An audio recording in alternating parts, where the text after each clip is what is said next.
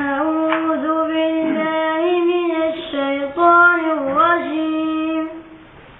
شهر رمضان الذي أنزل فيه القرآن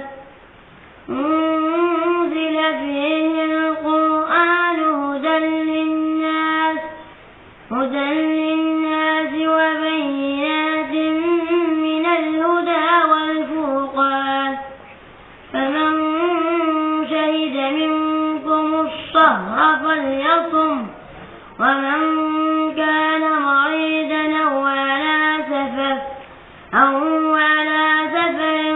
فعدة من أيام أخر، يريد الله بكم اليسر ولا يريد بكم العسر، ولتكملوا العدة ولتكبروا الله على ما هداكم ولعلكم تشكرون.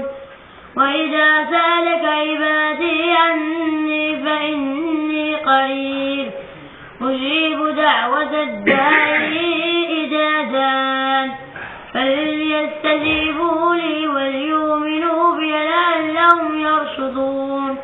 أحل لكم ليلة الصيام الرفث إلى نسائكم هن لباس لكم وأنتم لباس لهن، علم الله أنكم كنتم تختانون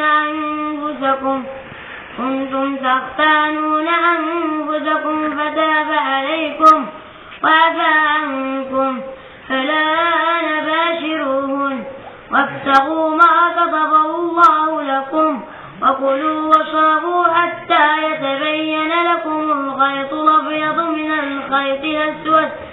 الخيط الأسود من الفجر، ثم أتموا الصيام إلى الليل، ولا تباشروهن وأنتم عاكفون في المساجد، تلك حدود الله فلا تقربوها، كذلك يبين الله آياته للناس لعلهم يتقون.